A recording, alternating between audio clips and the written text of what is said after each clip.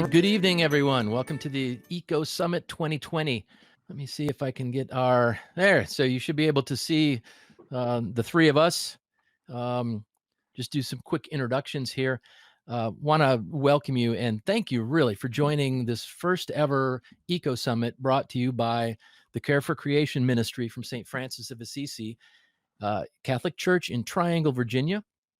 Now, this summit was created frankly, as a way for us to celebrate both the 50th anniversary of Earth Day, but also the 5th anniversary of Pope Francis's encyclical on the environment, Laudato Si, which is on care for our common home.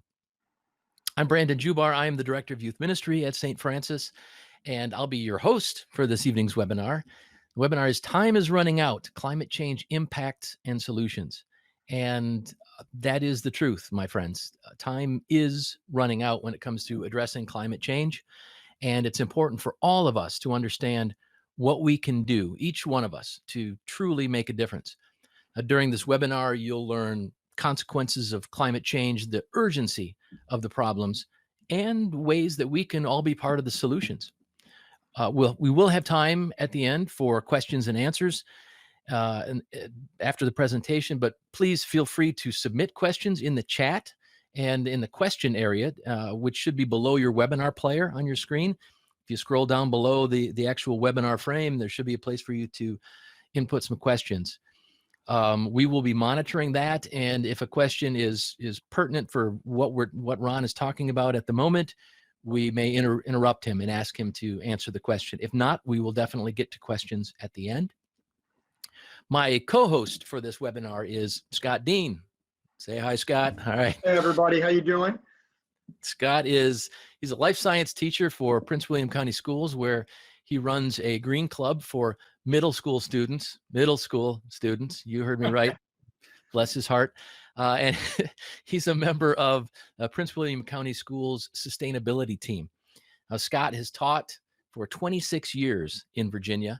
And outside of school, he's a member of the Electric Vehicle Association of Greater Washington, D.C., and he co-chairs the St. Francis Care for Creation Committee. That's the team who brought this Eco Summit together. Scott will be helping me monitor the chat and any questions that you might submit. And last, but certainly not least, I am pleased to introduce our presenter this evening, Ron Kaltenbaugh. Ron is a Climate Reality Project speaker. He is the president of the Electric Vehicle Association of DC, and he has been active with sustainability issues for many years. Ron's activities include advocating for electric vehicles and climate training with the Climate Reality Project.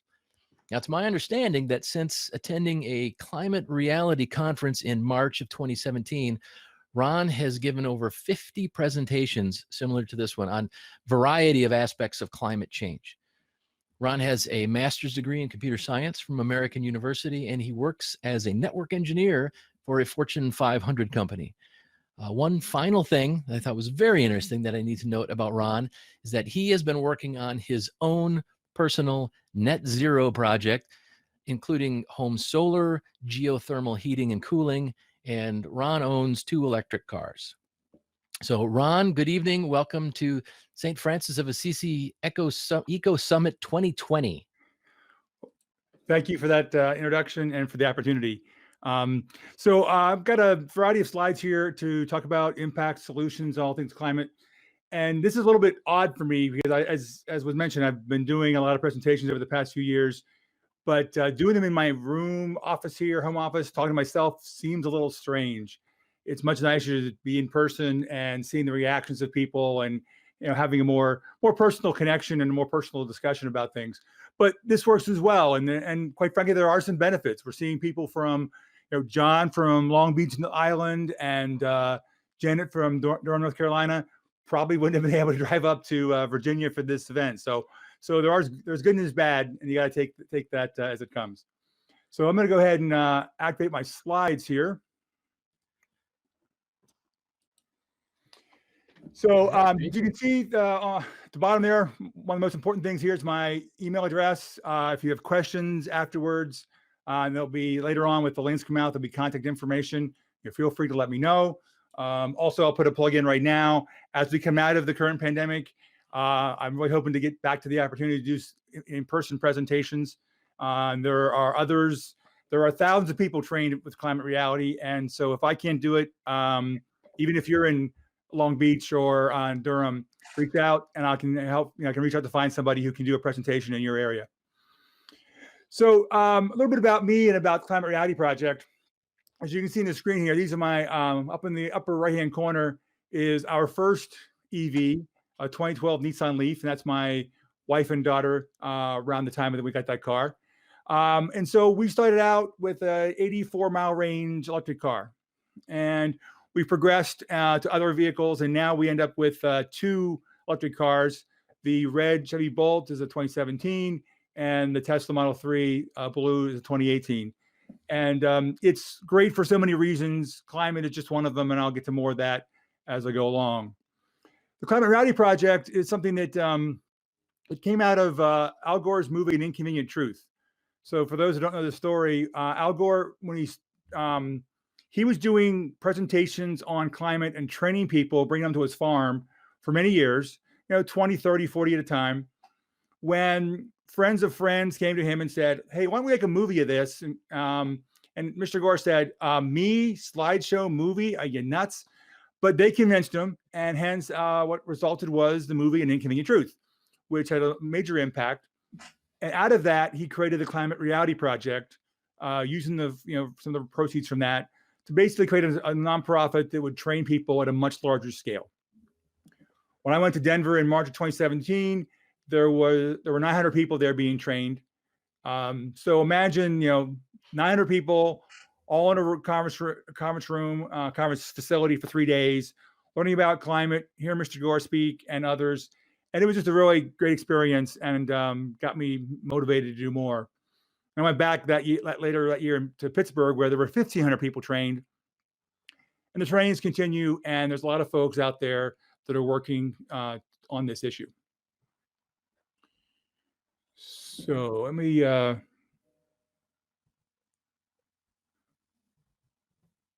I got to figure out, okay, how to move my, oh, here we go.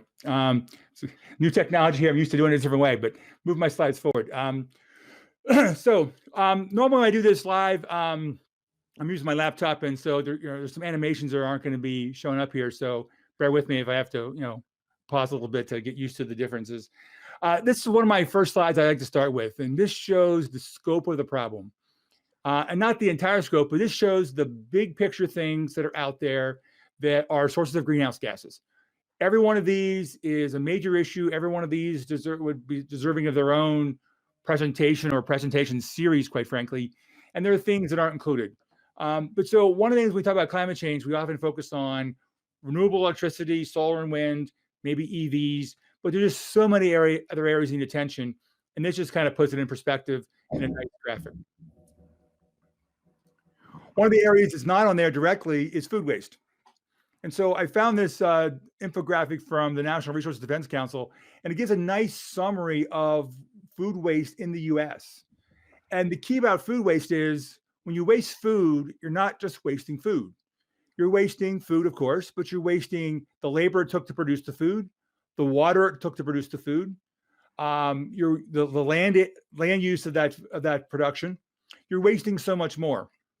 And like a lot of things related to climate change, you can care about food waste and work on that as a problem because you care about climate, but also because you care about water shortages or you care about people.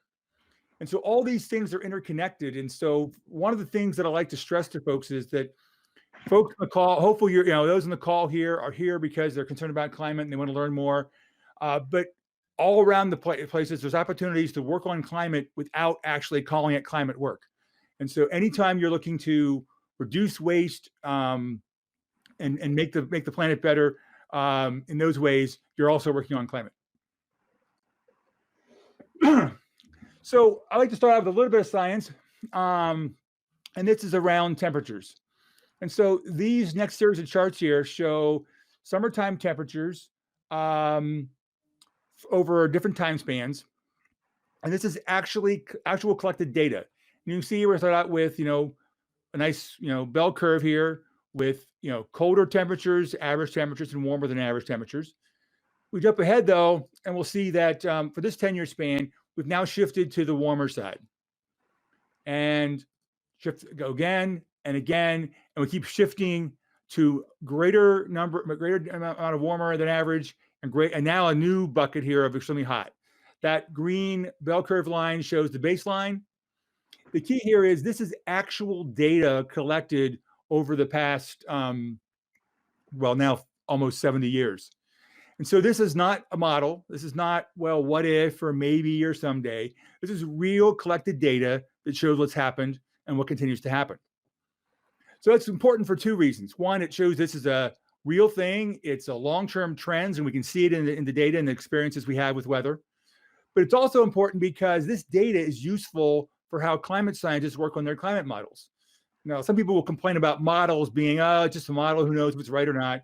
Well, one of the ways models get built is by taking data from the past, when you know what happened, put the data into your model and see if the model predicts what actually happened in the past. The better it does that, the more confidence you have in the model. So this data is good for that as well. So there's two reasons why this is important. So as I mentioned, we have a trend here, and 19 of the 20 hottest years have occurred since 2001. Here they are in order.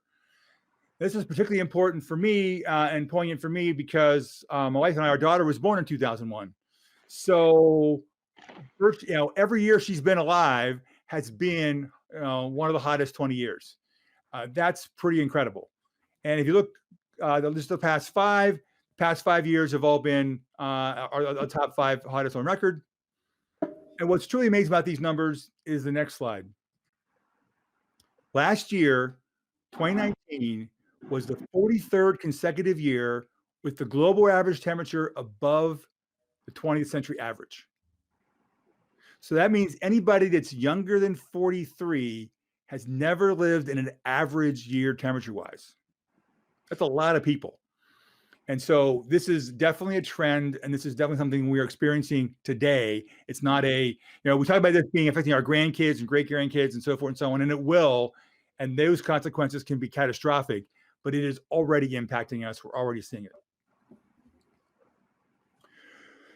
So one area that I'm going to talk about, unfortunately, just on this slide, because there's just so much, I often joke with folks when I do my talks that one of the things from Climate Rowdy I get is multiple slide decks. I probably have 20 of them that are 400, 500, 600 slides a piece. And I pull from that, plus create some of my own. So I could literally be here for a week and not run out of slide material. But this is the one slide I have about oceans. And oceans don't get enough attention in that most of the heat that the heat resulting from our CO2 and other greenhouse gases we put in the atmosphere actually ends up in the oceans. And this slide shows that right around, in the mid 1990s, it started taking off. And basically in the past 20 years, half of the ocean warming has occurred. So this is definitely a relatively short-term thing. And we can see that increasingly, so early on, this was just more on the surface, but now even in the deep oceans, 2,000 meters and below, are seeing a warming. That's how intense this is for the oceans. This has impacts on ocean life, ocean acidification, loss of coral reefs, impacts on fish stocks. The impacts here are tremendous. And so I know this first part of the presentation is a little bit of a downer here because I'm talking about the impacts. I will get to other more pleasant things not too long. So another key aspect of climate to think about is feedback loops. And so this slide is actually, whenever the Climate Rowdy has an event, a lot of the content in the slide deck is local to that event. So this is a slide from when I was there in Denver in 2017. And this talks about the fact that pine beetles in Colorado can now reproduce twice in a year instead of just once. So what's going on here? Well, it's a case of higher winter temperatures means that not as many beetles get killed off. We have a longer warm season, so they have more time to reproduce. We have range expansion because now there's warmer areas, larger areas where the pine beetles can be out there and impacting trees. And we already also have drought-stressed trees, so the damage of the pine beetles are exacerbated by these already weakened trees. So any one of these four is not a good thing, but together they're greater than sum of the parts. So this is a case of feedbacks amplifying the impacts we're seeing. So a little bit about hurricanes. So most folks that are listening probably remember Hurricane Harvey from a few years ago. Hurricane Harvey dropped 33 trillion gallons of water on the greater Houston area over the course of several days. This is an impossible number to visualize. So I like the bottom below here, where that equates it to the flow of Niagara Falls for 509 days. Now, usually here's where I show a little video of Niagara Falls to help let this sink in.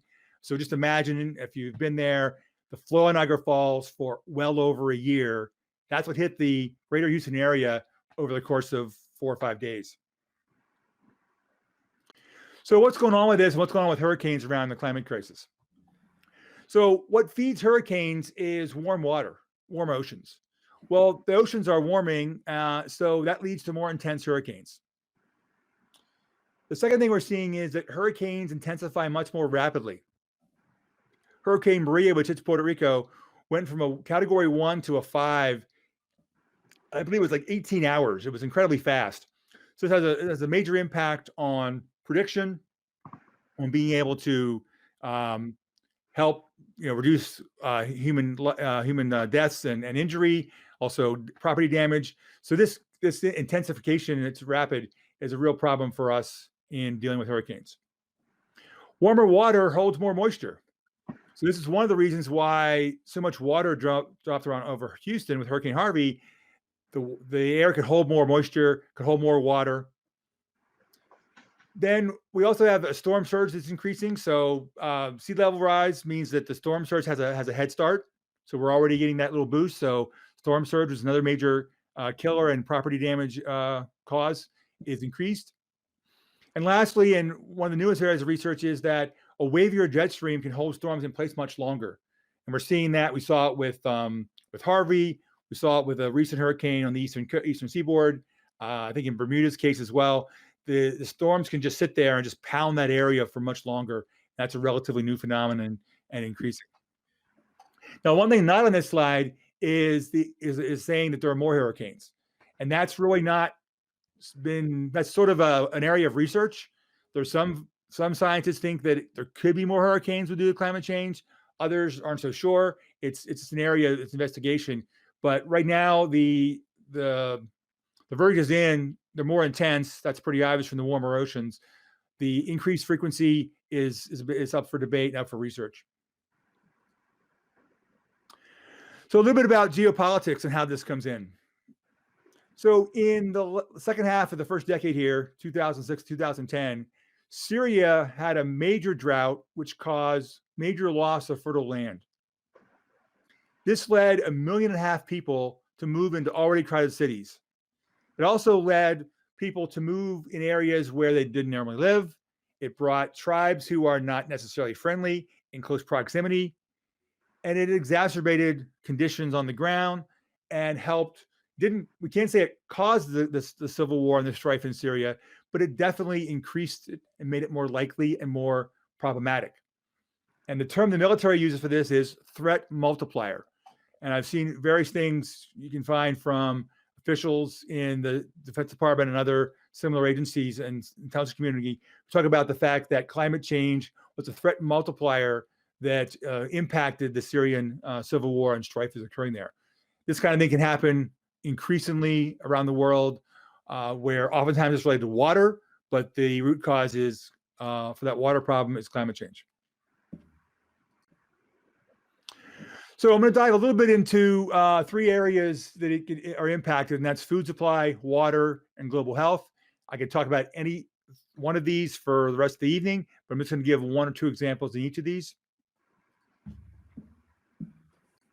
So all of these things, like everything I'm talking about here, is an interconnected set of systems and effects. And so food has all these things that are connected to food and connected to each other. I want to focus on one, and that's nutrition. So when I started working on climate change and doing presentations, I had some familiarity with electric vehicles and solar and wind. but some of these areas were new to me. And this was one of the things that surprised me the most. Studies have shown that when you grow various food crops like rice and wheat and soybeans under controlled conditions and test it with various concentrations of CO2, higher levels of CO2 result in reduced levels of nutrients. So think about this. We have a world where it's hotter, water's more precious commodity, so it's already hard to produce food. Now the food we do produce has less nutrients. This is not a good thing, folks. And one thing I guess I had to limit my slides down here, but I also have some information on the fact that fish produced from the ocean, studies have shown that if the fish came from warmer waters than normal, there's also lower nutrient content. So this is one of the many impacts and one of the many feedbacks we're seeing around climate. So a little bit about water. So when it comes to water and climate, we're basically seeing two things that are kind of tugging us, but together in a very bad way. Reduced supply on the one side, but also increased demand at the same time. So one example here I want to describe is energy production. So most of our traditional forms of energy production, a coal plant, a nuclear plant, those things, anything that has combustion requires water for cooling. And quite frankly, many times a lot of water for cooling. Well, now we're in a world where the water intake coming into these plants is warmer than it used to be in many cases, or many times of the year. So since the water is warmer than it used to be, it takes even more water to get the same impact on cooling. So here we have, increasing demand for energy. This is one of the advantages that doesn't get talked about very as much as it should when it comes to many forms of renewables, most forms of renewables. The need for water is maybe in production, but once they're in operation, is not much. And so that's a great benefit that you're not using what is often potable water for cooling in energy production when you go with renewables. So the last of these three categories was health. And you can see, these things are interconnected. So food and water connect here as well. But it's all kind of connections to health and interconnections. I want to mention one, and that is infectious disease. So this map shows various tropical diseases that are on the move around the world. And you see the little color-coded dots for the different diseases and where they're popping up in areas where they may not have in the past and spread beyond the tropics. So this is a two-part story. One part is climate, but the first part, the driver, is our modern transportation system. Today, with increased, not today because we're in the middle of a pandemic, but under normal circumstances, increased air travel and increased shipping and so forth is providing more opportunity for insects, rodents, whatever carriers of tropical disease to move around the world in places they wouldn't normally go or would normally be. And climate comes in because now that mosquito or that whatever that moves someplace has a lot better chance of surviving long enough to do damage or do harm when it moves somewhere where it normally doesn't exist. So it's the combination of those that are impacting this, and it's a real problem from a medical standpoint because if you're a doctor that works in Alberta, Canada, or Juneau, Alaska, or Seattle, Washington, you may have come across these in your studies, but it's not something you really focused on and have expertise on. And you can see these a lot more, and it becomes a real problem from a medical standpoint and a diagnosis standpoint. So the other thing that's key right now that's happening is the Arctic is transitioned from a carbon sink, basically absorbing carbon, to a net carbon emitter. And unfortunately, I can't show a video, but I'll describe it. One of the things we're seeing more and more of is these pockets of methane that are just below the surface. And you may have seen videos where you'll have that's kind of a grassy area or permafrost that's melting, and there's this methane just below there, and the ground is actually spongy and moves. And you can find videos online where people they jab it with a big stick, poke through there, and can light it on fire. This is basically ancient decayed matter, methane, that is leaking out of what is typically permafrost, but it's not so permanent anymore. and is causing the Arctic to be a net emitter of carbon or carbon equivalents like methane, as opposed to being a sink.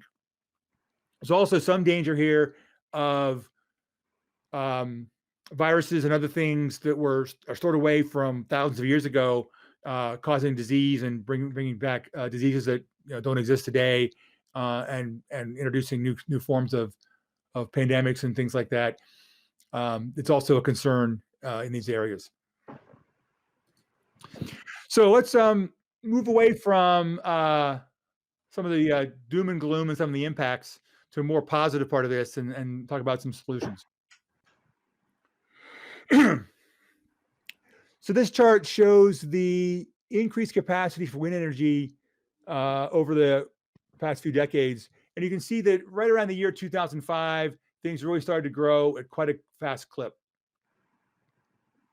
The next chart shows the same thing for the US.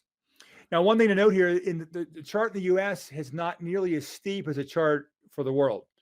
You also see, I'm not sure if you can see my cursor here or not, but there's little spots here. In 2009, the trajectory goes down a little bit, and then back up in 2011. And then around 2012, it levels off and then goes back up again. Those little changes in trajectory are around policy, or more specifically, bad policy. So there are various incentives for wind and solar. These areas show where various solar, in this case, various wind incentives were either didn't get renewed, or they were renewed retroactively, or they were threatened to be not renewed, and the market was uncertain. And so policy negatively impact the wind energy market in these areas. What's important to note when it comes to subsidies for renewables is fossil fuels, petroleum, and others have had subsidies far greater than renewables for decades, 50, 60 years and more, whereas the incentives for renewables are much smaller in dollar amount and been around for a lot shorter, and just as importantly, are constantly being on the verge of sunsetting, which means it puts uncertainty in the market, and then it's harder for investors to count on them. So what's with this big increase? Well, here we can see the reason why, and this is going to be a recurring story. The cost declines for wind are dramatic. And here you can see that dotted line shows the cost declines, the trajectory, and you can see that it's going down and down and down. This happens to be in euros because that's the source of the slides, but it's well over, well under 20% of what it was back at the start of this chart. We can also look at this for solar. Here we see solar starting later than wind around the world, but a much steeper path. And here we see the cost decline for solar, which have been dramatic. So in these technology transitions, what's going on here? And is there any precedent for this kind of rapid change?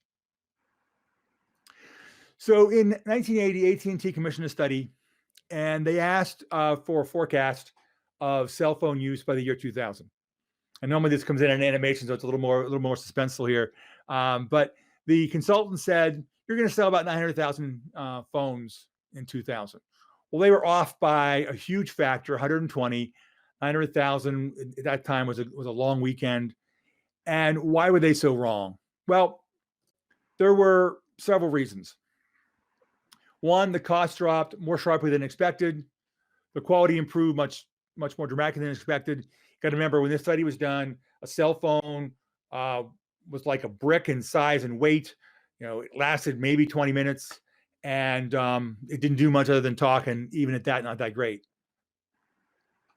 The change in cell phones has allowed some countries to leapfrog, and I'll get to that and come back to that in a minute.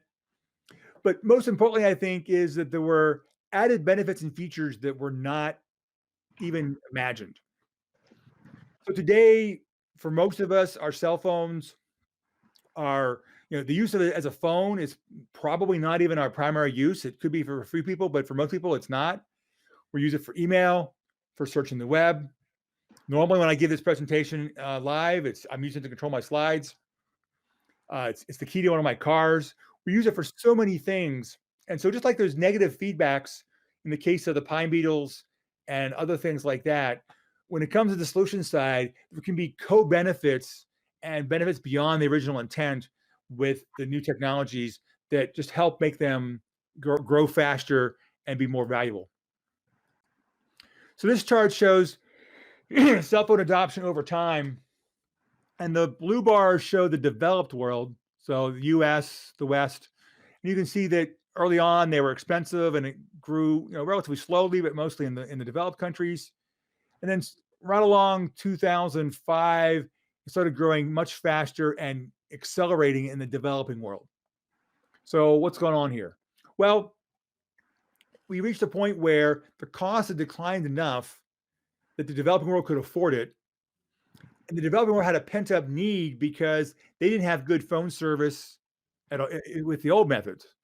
And so now you had a case where the developing world could leapfrog the old technology, putting in millions of miles of wires and millions of telephone poles to go in with the cellular network, putting in a lot less infrastructure and covering areas a lot more quickly. And they basically leapfrogged the way that we grew from a communication standpoint. So this is also true of energy. So much of the developing world has an energy grid that is, unreliable, doesn't reach remote areas, doesn't reach vast numbers of people. So instead of building the grid like we've built it, they can use microgrids, deploy remote and decentralized wind and solar, and this is starting to happen around the world. This first chart here, again, this is much more impactful with an animation, but you can see that from a very small base, the Chilean solar market grew quite robustly for a couple years. And then I know it's hard to see here, but this really tall blue bar, that is the projects that are approved in the pipeline under construction, for real projects over the next couple years. And it's just taking off. And this is what happens when a technology reaches a tipping point where the costs are so much better than what was before, and now it just takes off.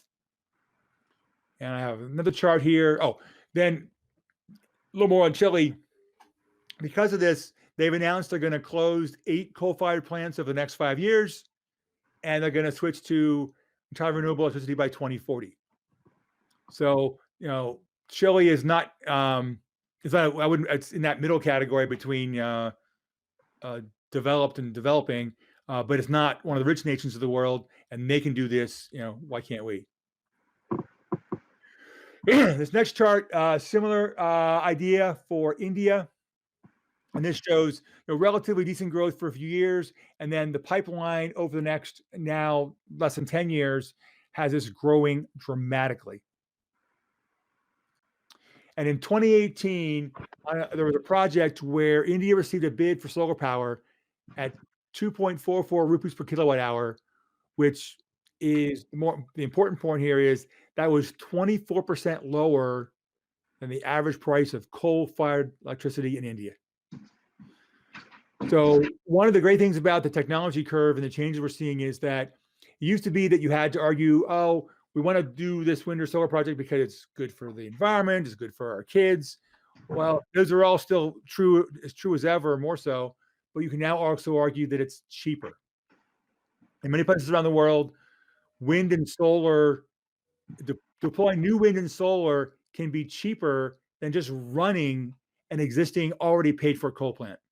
And that's increasing true around the world. So a little bit about coal. So one of the things that often gets talked about, this becomes a political debate around coal. And this chart is from the Mine Safety and Health Administration, and it shows coal mining employment in the U.S. since 1900. And the heyday was in the 1920s, and then it dropped dramatically. And then after World War II, dropped again. So you see this one little bump here around 1973. That's when they changed how the stats were collected, and they started including office workers in the numbers. But you can see that the massive declines in coal employment happened before 1970, before the first Earth Day, before impacts of environmental regulations.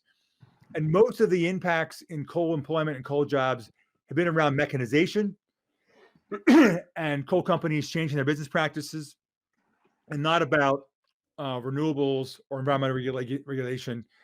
That's just a myth that some folks like to talk about because they don't want those things. So a little bit about energy efficiency. So I know this chart is a bit of an eye chart, and but just one or two key things I want to point out.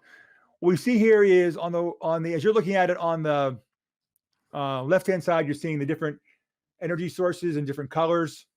The thickness of the bars is how much it's used. But what's important is over on the right-hand side where you see rejected energy and energy services.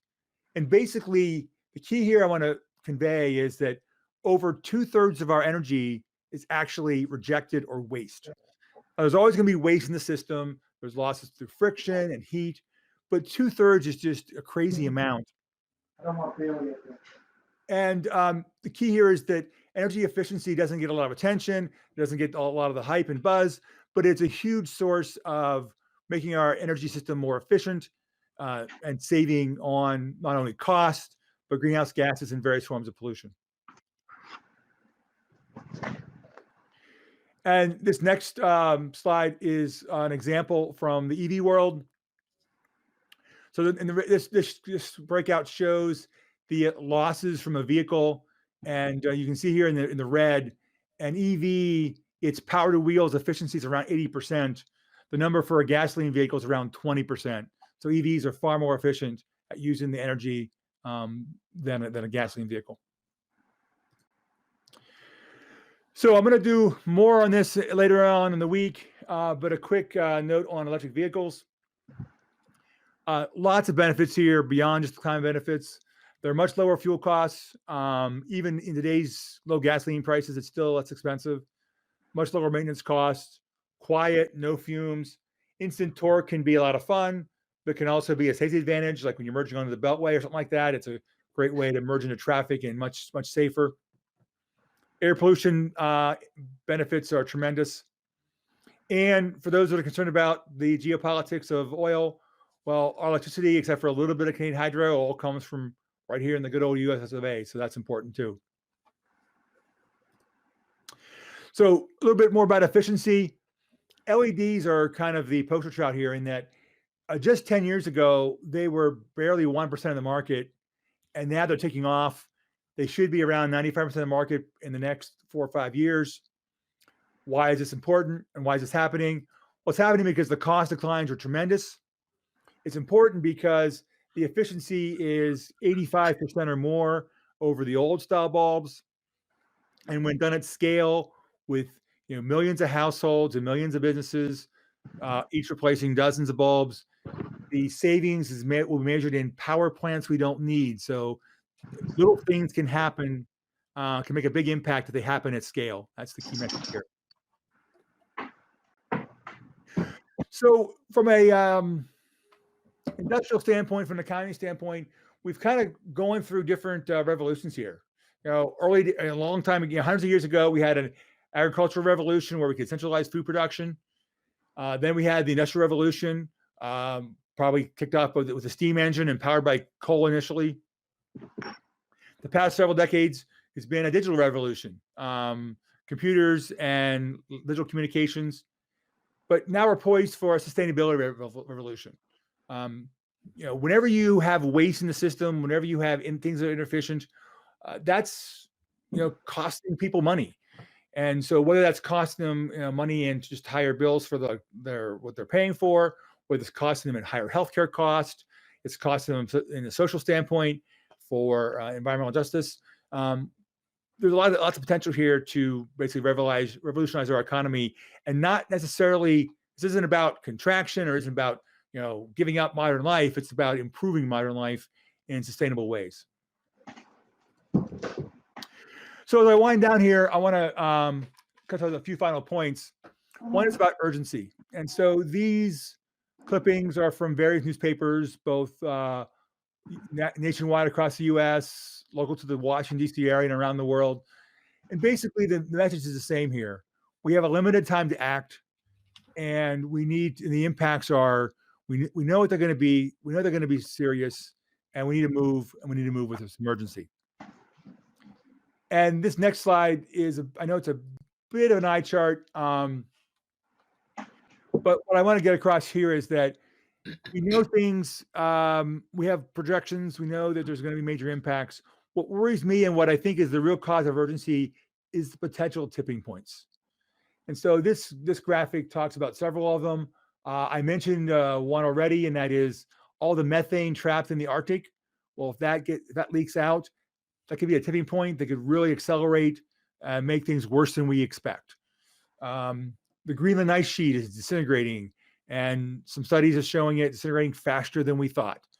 So there's all these tipping points that can affect weather patterns, climate patterns, the Gulf Stream, that are just really unknowns. And these unknowns are all in areas where it's not an unknown that can go either good or bad. It's an unknown that if it happens, it's a bad thing.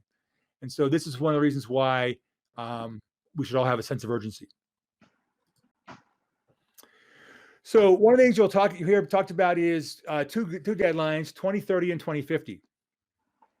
And basically the goal is to reduce our greenhouse gases by 50% by 2030 and by 100% no later than 2050.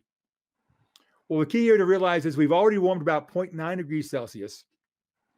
As I mentioned before, we're not going fast enough, but there are some positive signs.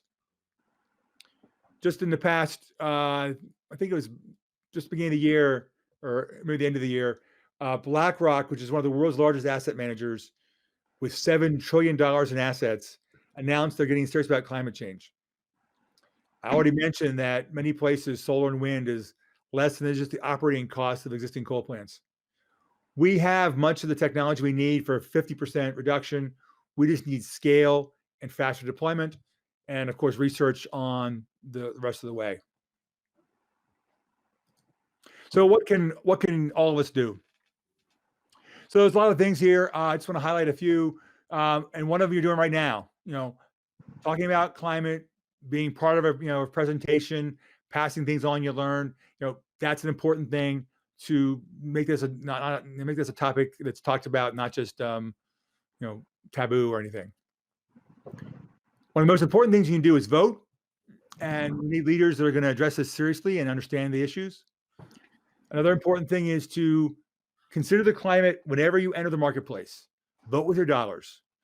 Think about life cycle costs. Think about, it may cost you slightly more for a sustainable solution up front, but over the life of that product, there's a better than even chance. In most cases, it's going to actually save you more than the upfront cost.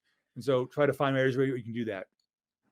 You may not be able to go solar or buy an EV right now for your transportation, but you can look at purchasing wind power from a utility or electrifying your lawn and garden tools, which are polluting and very inefficient in most cases.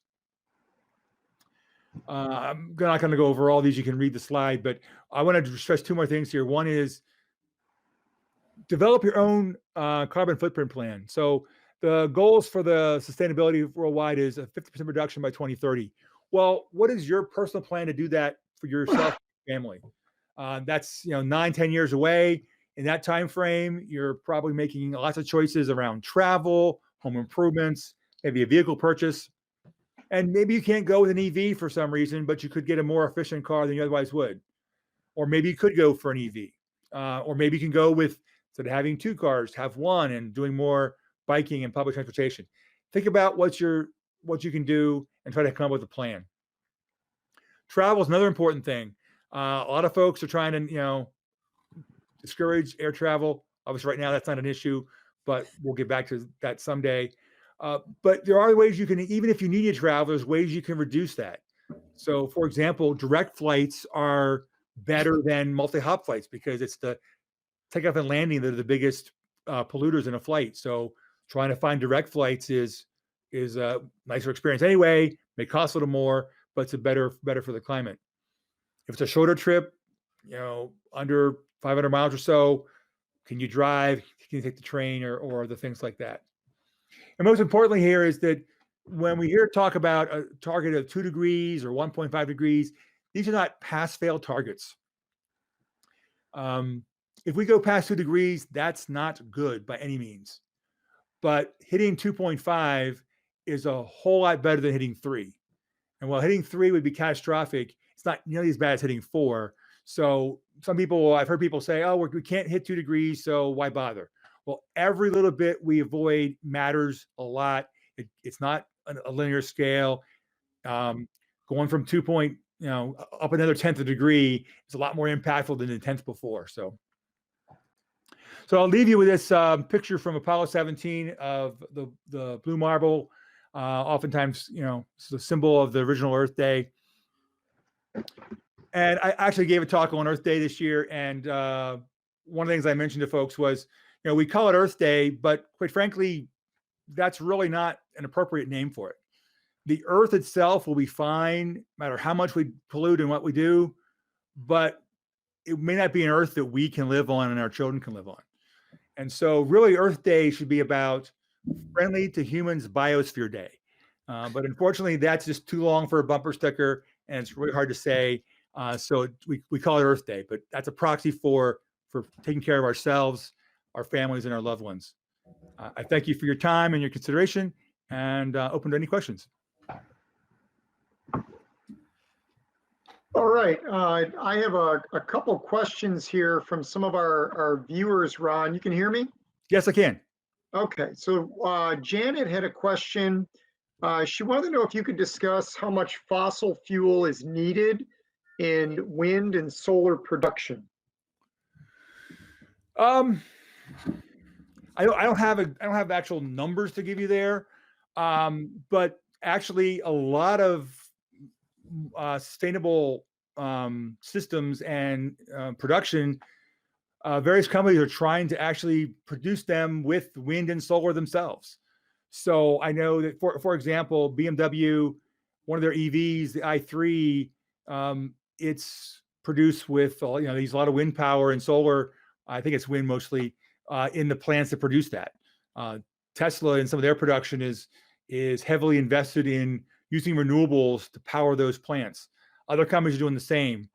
So I don't have any hard numbers for you, but I can say that there's a definite. Well, think of it this way: if I'm building a wind farm versus building a coal plant, both those things need steel and various concrete and things to make them. The coal plant is going to spew out greenhouse gases after it's built. The wind farm won't. The wind farm, I know that the paybacks are, in terms of environmental impact, are relatively short. I just don't have hard numbers. Okay, thank you. We had another question from Scott Spain. Scott, hopefully I'm reading this correctly. He writes in the chat, what is the poor people at electric car? Yeah, so I think what he's referring to is, electric cars are, they tend to be on the higher end of the market, and that is true. And I can say from my perspective, the cars that we have, even my Tesla Model 3, when I looked at the numbers for that, over a 10-year life cycle, that will basically cost me the same as if I had bought kind of a typical, Honda Accord or Toyota Camry, something like that. But not everyone's in that market for a car. And so the answer is, it's going to take a little time. Just like with cell phones, when cell phones first come out, they were $4,000 or $5,000. They were only for the super well-to-do, but prices came down dramatically. And now in some cases you can get it. The phone is free for essentially, you pay for it through your subscription, but very, very low cost. EVs are coming down in price. It's going to take a little time. Unlike a cell phone, a car is a big capital purchase that takes longer for the cost to decline to the same degree as it did with phones. One thing on the case of EVs, and I'll talk more about this on Thursday, is there is a used market for EVs. So there's been a pretty good clip of innovation and new models, and a lot of early adopters, and I'm one of them. We got our first EV, we leased that vehicle knowing there'd be a lot of improvements in a relatively short period of time. So that vehicle went back in and it became available in the used market. And because the pace of improvements is pretty great, you can get used. I know you can get used Leafs that are 5 or 6 years old, under $10,000 even. So there are used EVs out there. That's a possibility, And and that, it's that just was a matter of time. It just takes a little while to get that market and to have the scale. It's really about getting the scale and getting some lower cost models. and Ron, you just answered Elvia's question. Elvia Thompson had wanted to know about affordable electric cars, especially in the used car market. So she also recommended a book called The Future We Choose, Surviving the Climate Crisis. Yeah, it's a very good book. Actually, Elvie and I were in a book club, and that's why I mentioned this, and that's why she joined, to talk about that several days ago.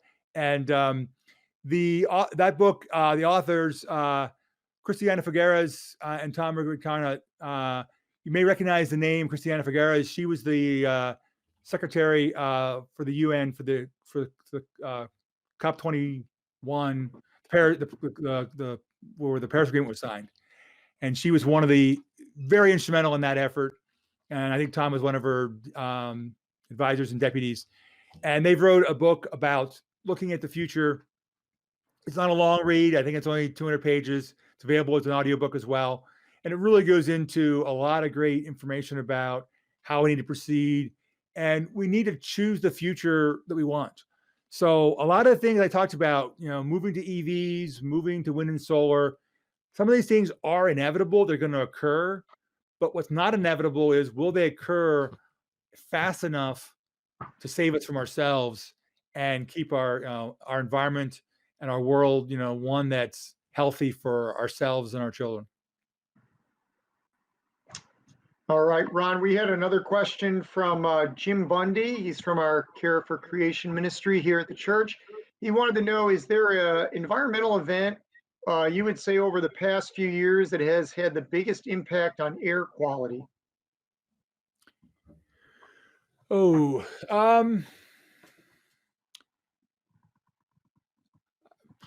not sure I can. Again, I don't have any numbers to point to. I don't know that any one thing stands out. Well, quite frankly, actually, if I had to pick as a guess, I don't have numbers on this. I think some of the wildfires we've had have had a negative impact on air quality, and so definitely at a local level, wildfires are probably the biggest impact that I can think of in the negative direction. I think in the positive direction, it's the sum total of all the renewables and LEDs and EVs out there that are making the impact. And one of the things that's really been impressive and not gotten a lot of people are naysayers about, some of the new technologies. That's usually because they have some vested interest in the old technologies, quite frankly. What's been amazing is, if you look at the GDP in the United States over the past several decades, oftentimes they will measure GDP, and going back, say, 10 years and before, growth in GDP was tied to growth in energy use. And somewhere, I don't know exactly when, but sometime in the past 10 years, that started to be decoupled. And so now we have a growing economy without growing energy use. And that's due to using more efficient energy sources, more efficient products. Most folks have probably seen the Energy Star logo on appliances and things they bought. That is a relatively, it's a trivial fraction of the federal budget, very tiny amount of money spent. It has saved consumers and businesses billions of dollars in lower energy cost, and also billions of pounds of greenhouse gases. It's just been a tremendous, win-win. And so that's where you can see very small investments have outsized impact if you take the long view. All right. Well, looking down the chat and our question bank, that was our final question that I see. Ron, unless you have anything else you wanted to add, I was going to turn it back over to Brandon. I just want to just close in that thank everybody for coming out and joining this evening. I hope that there's an opportunity in the future here to meet you in person and do a deeper dive on other topics, and reach out and do this face to face. All right. But Yeah, thanks for coming out. Ron, thank you very much for joining us this evening. This was an absolutely critical topic to talk about. Time is running out. Climate change impacts and solutions. I think it was a great topic to kick off our St. Francis of Assisi Eco Summit 2020. For everyone watching, I mentioned this earlier.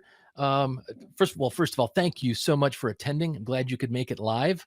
You should be receiving an email from us with a link to the replay. But as I said before, unfortunately, the automated replay can only be accessed by people who were actually registered for the webinar. So if you wanted to share it with someone else and they weren't registered, they wouldn't be able to see it. However, within the next week or so, I'll be editing the webinar recording from tonight, a little bit, polish it up a bit, and we'll put it up on YouTube. We'll link to it, have it embedded probably on our Care for Creation Committee page on the website.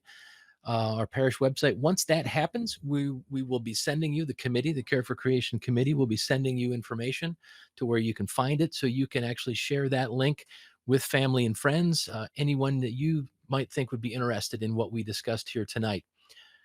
One final housekeeping item, please note that by registering for this webinar, you were automatically added to our St. Francis of Assisi Care for Creation email list. Trust me, we won't bombard you with email. We'll try to make sure that everything we send is valuable and actionable.